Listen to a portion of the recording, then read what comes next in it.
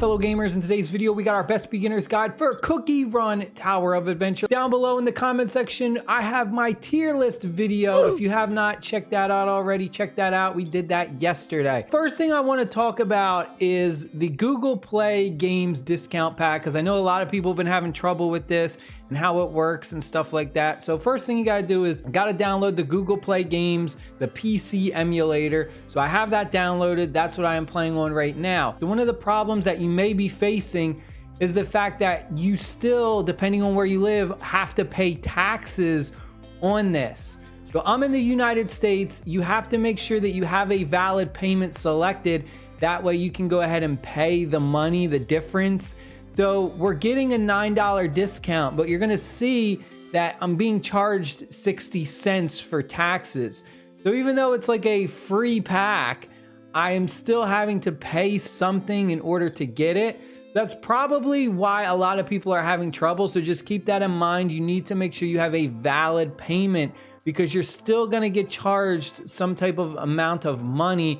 You know, you're gonna get charged taxes still. So I'm gonna go ahead, I'm gonna click confirm, and basically I'm gonna get charged 60 cents. So you take a look on my phone, it's kind of hard to see, but basically we got charged the 60 cents. It's gonna show $9.60. We didn't actually pay the $9 because we got that coupon on there, but you can see 60 cents is what it costed me. All right, next thing I want to go over is the raid mode. So currently we still got 5 days left for our raid. The recommended elements are going to be water, and I forget what this one's called. I'm just going to call it earth, but you're going to get a damage increase by 30%. One of the heroes that I actually recommend just for this is going to be specifically this one right here, Gumball Cookie. Now in my tier list, I rated Gumball Cookie at like a B. I don't think Gumball Cookie's that great, and they aren't.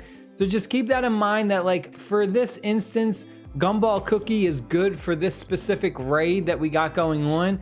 But really outside of that, Gumball Cookie isn't that great for any of the other content.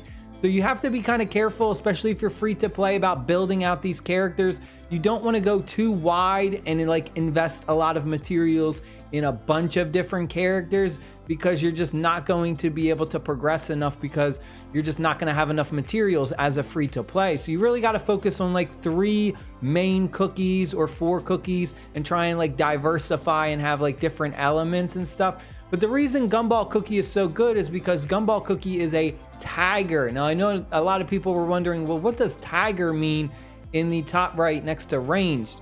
Now tagger basically means that they specialize in a specific element doing elemental damage. So if we take a look at their skills, certain skills are going to have this elemental tag on it. So this artistic freedom, you see this elemental tag.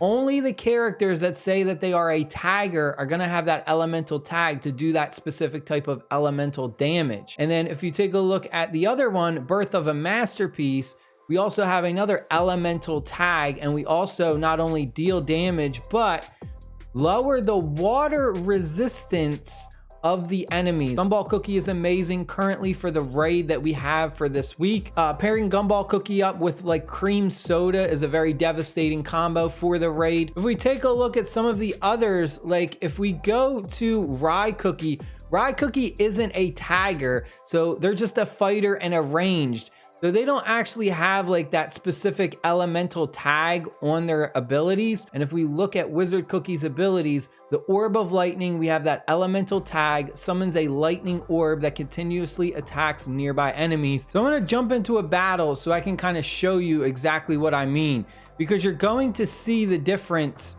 when they do damage, right? So we're attacking right now and you don't see anything. It's just regular numbers are popping up. If we switch over to Wizard Cookie, now when we start to do our abilities, let's say we do this ability, see the little elemental icon above the enemies.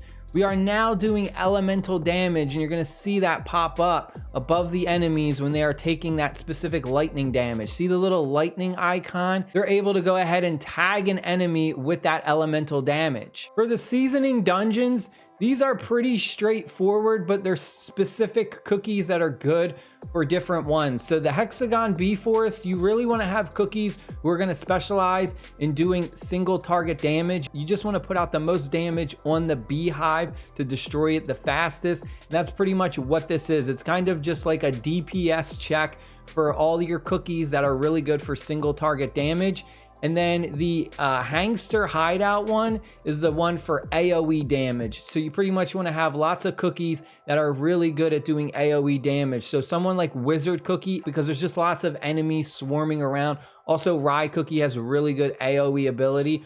Rye Cookie is pretty much good universal for a lot of content, and this is one that I highly recommend because Rye Cookie has an ultimate ability that does AoE damage. They also have their special ability, which does really good single target damage, so you kind of just get everything. I highly recommend you go ahead and team up with a friend if you can. It makes it a lot easier if you are struggling to get through this.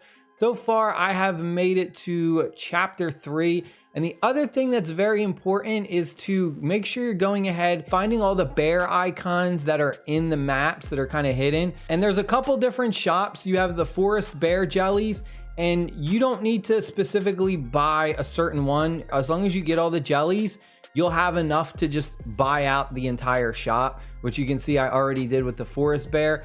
Same thing with the desert bear. And then once we get to chapter 4, we're gonna have a new exchange open up. But you pretty much just wanna make sure you're getting 3 stars on every single level in the campaign, finding all the hidden areas and stuff like that. Let's go ahead and do my summons before we end the video. We're gonna try and get Cream Soda. Hopefully we can get Cream Soda Cookie live on camera. We got 12, so we got enough to do 110 pull. So here we go. Hit the like button, please, for good luck. I will need it. Stamp the ticket. Come on, Cream Soda Cookie. Show me a purple. No, we didn't get a purple. I'm just gonna skip this because I know we're not getting an epic. That is sadness right there. We got an emblem though. We got 4 out of 20 for Cream Soda. That was not that great. Do we have any normal summons? We only got 4 and then we got 6. I'm trying to save up for those 10 pulls. That is it. I hope you guys and girls enjoyed the video. Stay happy, stay safe. See y'all later. Peace. Like a blazing flare, to stay 'cause the flames will burn us. I thought you were the one for me. That's why I gave you everything.